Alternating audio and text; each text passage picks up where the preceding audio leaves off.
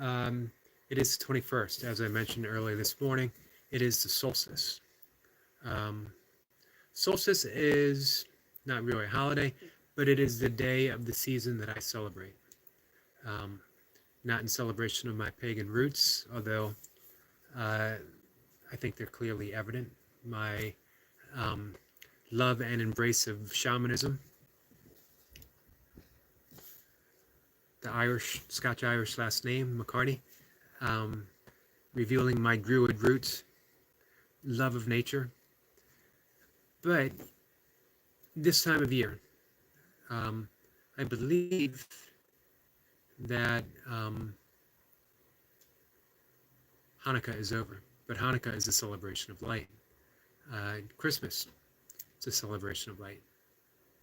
It's a celebrate of the Christ consciousness, light itself arriving into Earth in the human form. We can consider that a metaphor or not. But solstice, the least amount of light, winter solstice, the least amount of light in the entire year. However, each day thereafter, we get a little more light, just by the slimmest margin, but it's enough. And I think for those who are sensitive, who, for whatever reason, in the suffering of their depression, the cold winter days make it worse, which is the case for me.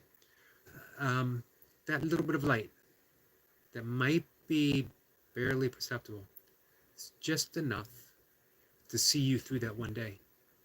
And then you have some faith and hope that the next day, just a little bit longer. Before you know it, we hit spring. Winter's over. Days are a little bit longer. Days are warmer.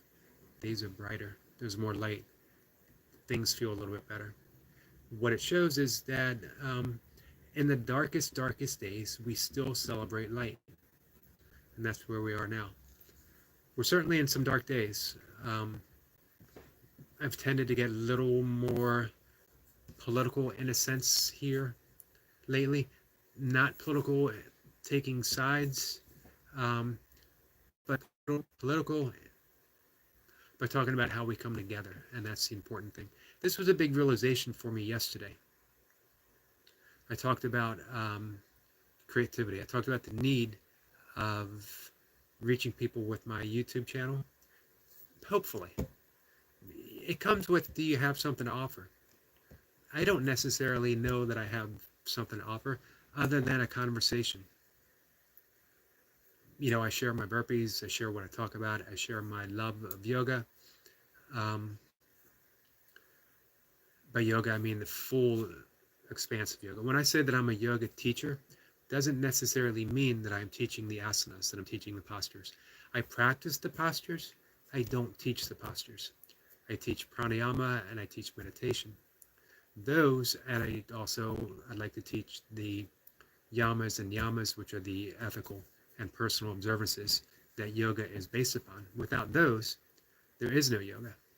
So, the asanas, the postures, are just a very small portion of yoga. Important as all of the 8 limbs, but the last 4 limbs of yoga are all about meditation and the preparation for meditation. So that shows you the priority. That shows you how important that is. Our friend Destiny Forever Walks, PhD, is here. Hello, Eric. How are you? Happy Thursday. I'm here listening. I'm glad you are. I was just about to bring you up. I was talking about a big revelation for me yesterday in our conversation that we had with Paradox, and It Is What It Is. It was an important conversation for me. I put it out there, my desire to monetize my channel. I started thinking about what I have to offer, because you know, you need to be of service. If you expect to be compensated, you need to be of service to something, someone, something larger than yourself. And, you know, as I mentioned just before you came on, the only thing I really feel that I have to give is conversation.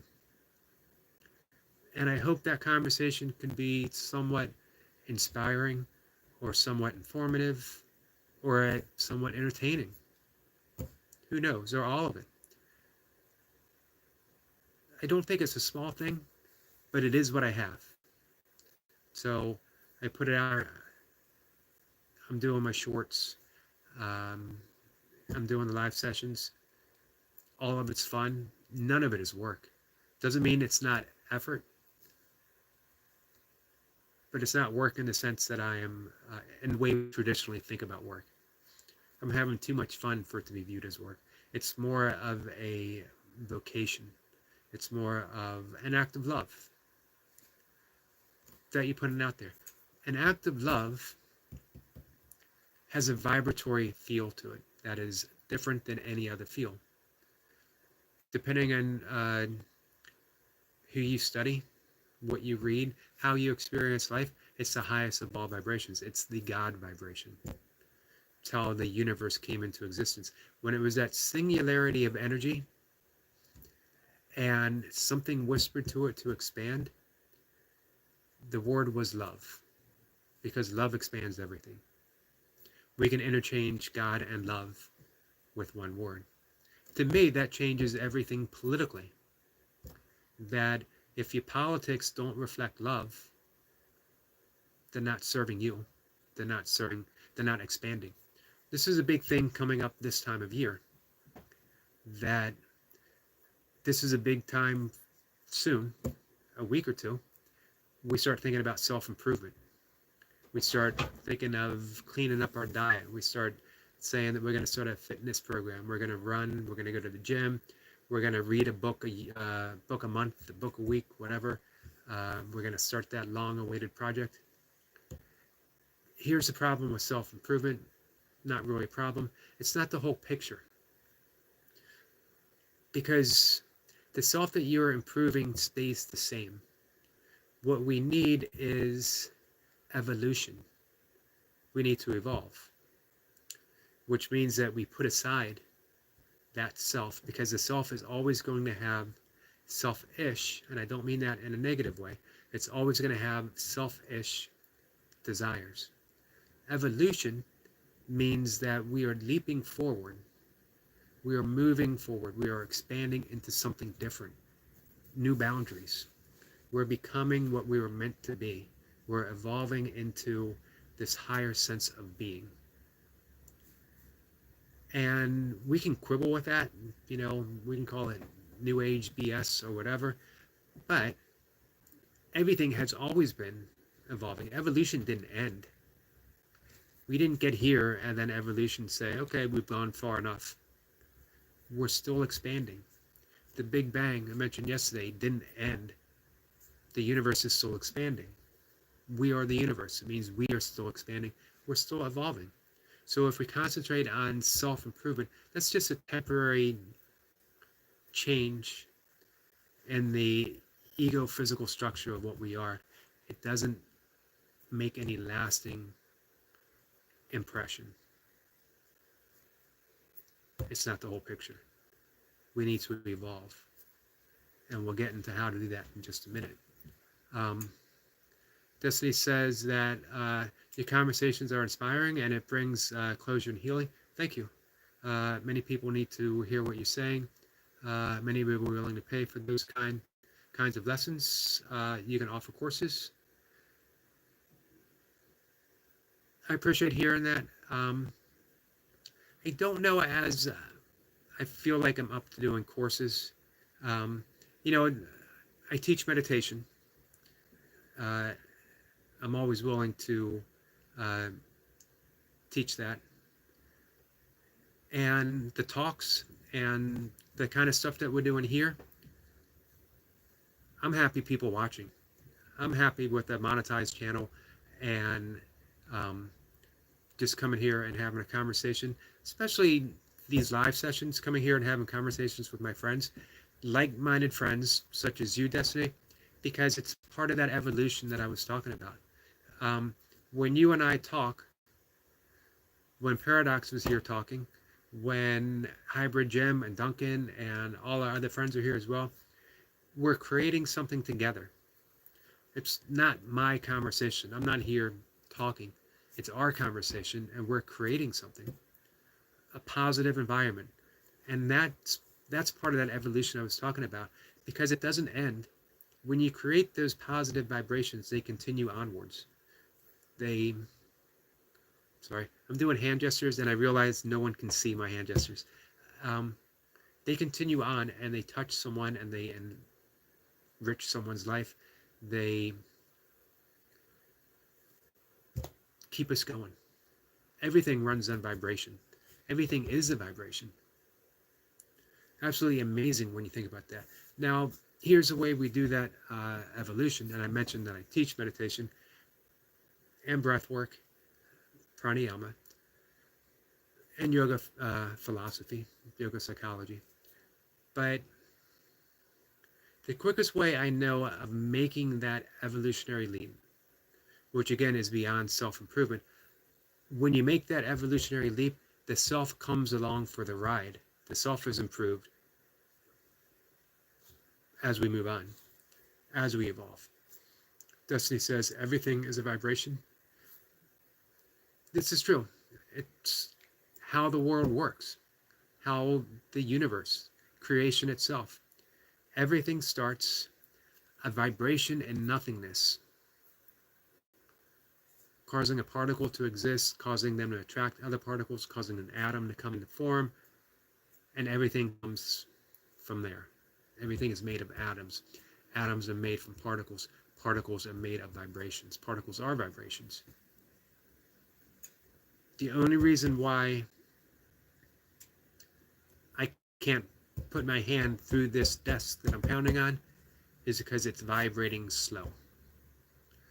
If it were to vibrate faster, I'd put my hand right through it. So,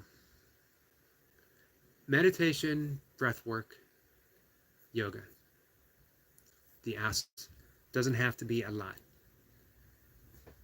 It's the only way I know, aside from that spontaneous evolutionary leap. That does happen, but not to everyone.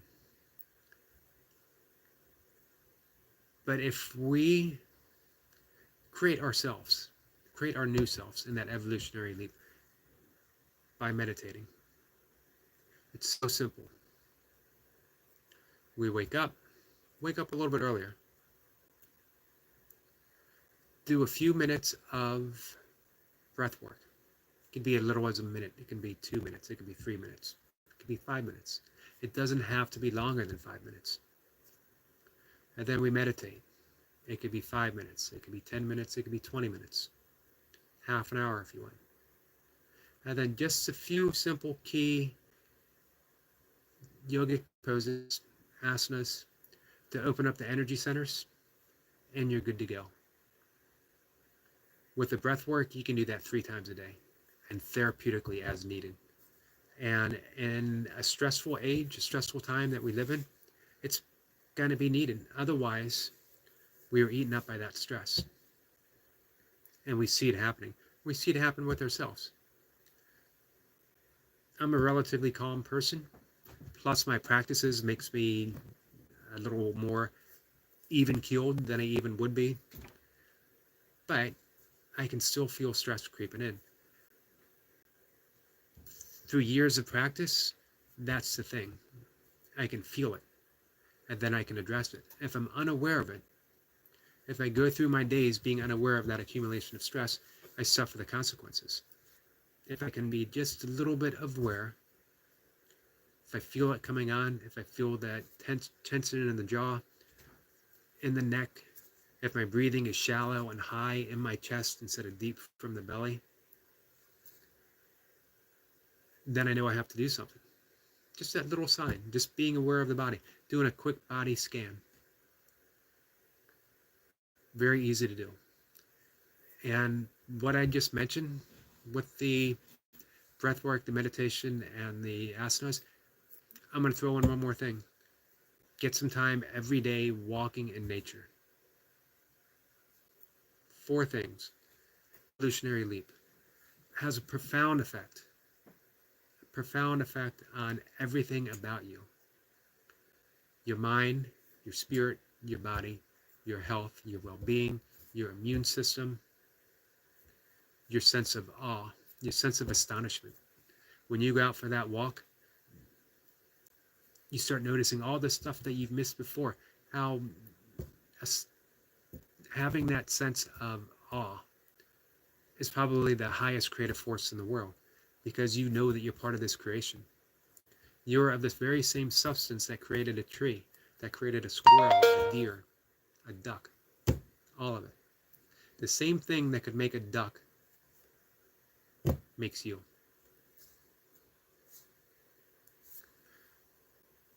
Destiny says that, let's see, once you monetize your channel, then you can offer perks. That sounds good. And you can have these kinds of private talks with your members only. Your members pay a monthly membership. Then you wouldn't have to teach a class. That sounds really good, actually. Although,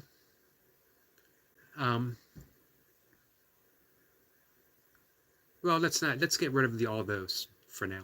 Let's just concentrate on creation. I started talking about the big revelation that I had yesterday.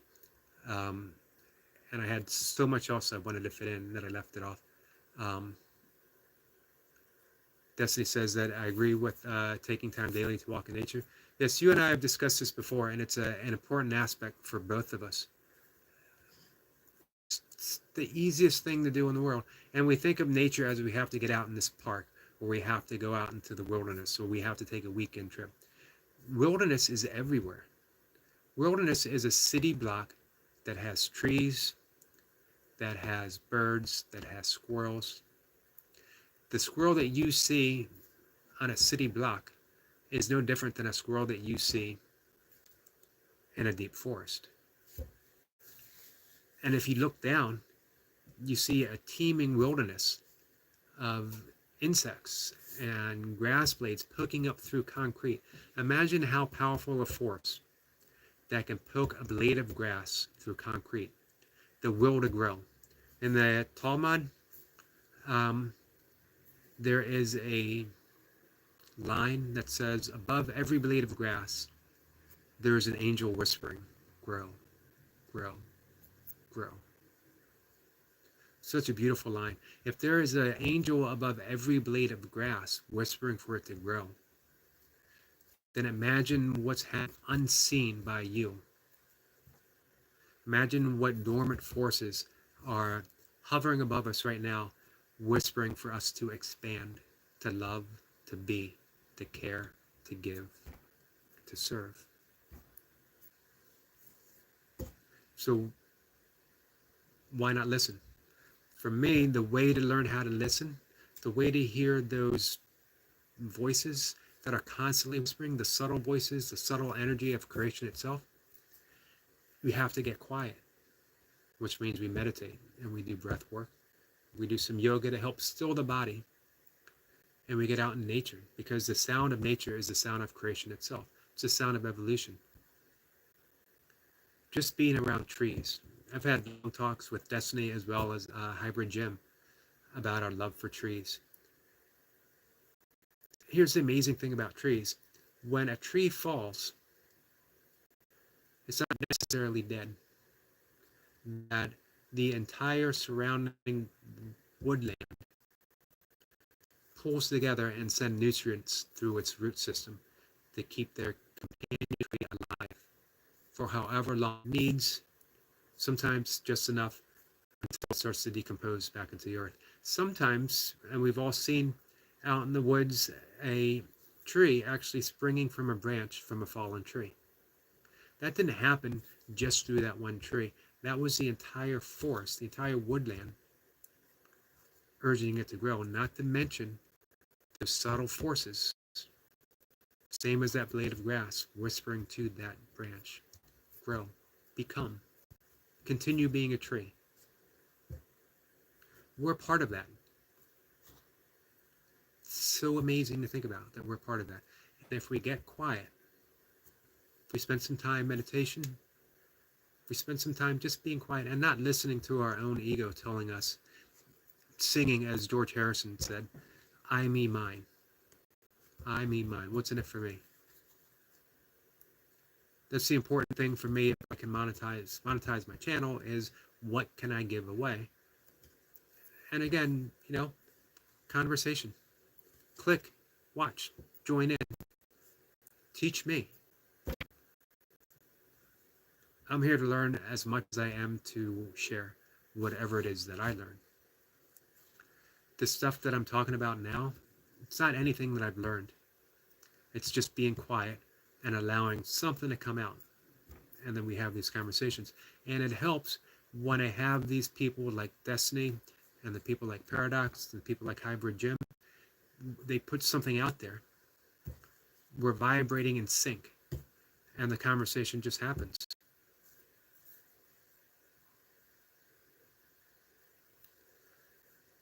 Destiny says that eyes have not seen, neither ears have heard the things God, divine creator, has prepared for us. Beautifully said. Let me get to, I'm going to do two things here. I'm going to try to keep this at half an hour today, and we're at 21 minutes. Under the Yoga Sutras of Patanjali, and if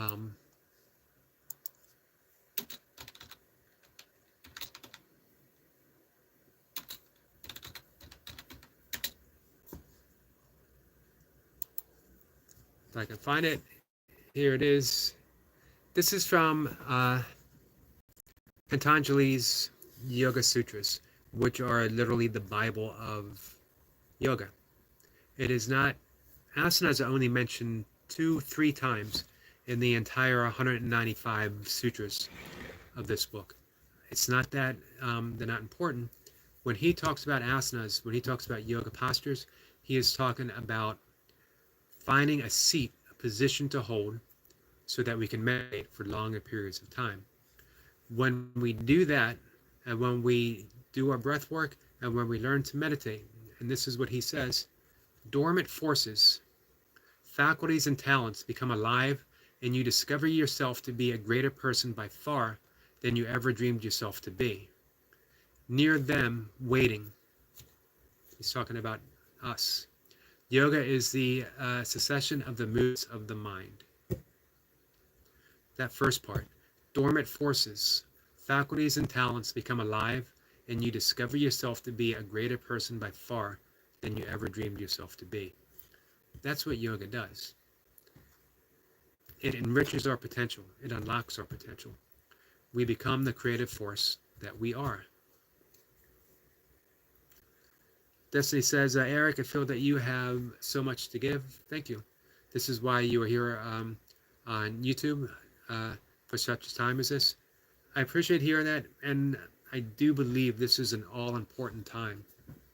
I was mentioning before how I talk more about politics now than I do before. But it's not the politics of taking sides. It's not us versus them. It's the politics of trying, all of us coming together. Because we're going to need that. We're going to need that collective force, that collective evolution to have a better world. And you know what? We often talk about leaving a better world for our children and our grandchildren, which is all important. And if we don't wise up and start doing things differently, we will not have that world to offer anyone. But why wait? Why don't we enjoy that world as well? We can do that right now. We can make that creative leap. Let me go for one more quote. But then I want to close with something. One of my favorite people in the world, Buckminster Fuller. Innovator. Peacemaker.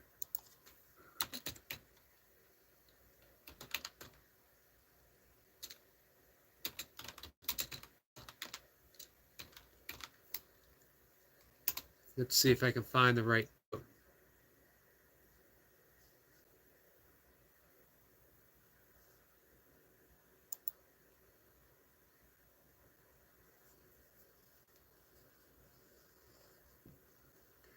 Well, I didn't find the quote that I wanted, but here's something from Buckminster Fuller. You can, man, take a deep dive into Buckminster Fuller and the quotes that he offers. I just put in Buckminster Fuller, and then straight off it was, dare to be naive. You never change things by fighting the existing reality. To change something, build a new model that makes the existing model obsolete. That's what we need to do. The model that we're living in now has to become obsolete, and people fight that tooth and nail. They want to hold on to what we have now, but what we have now isn't working for everyone. And you know what? If one person is starving, if one child goes to bed hungry, if one person is shivering on the street cold, then it doesn't work for anyone. We can ignore it, and we could say, we can make snide comments that I've heard people do. Well, it sucks to be them. They should have worked harder. Whatever. That doesn't have to be. No one needs to be hungry. We could change our diet just a little bit. You don't have to give up meat, but if you reduced it,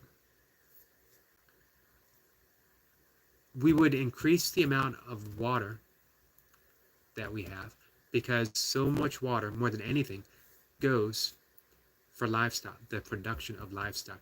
And you know what? We can't even say animals. We have to use terms like livestock, because no one wants to think about animals that we love being tortured for us to consume.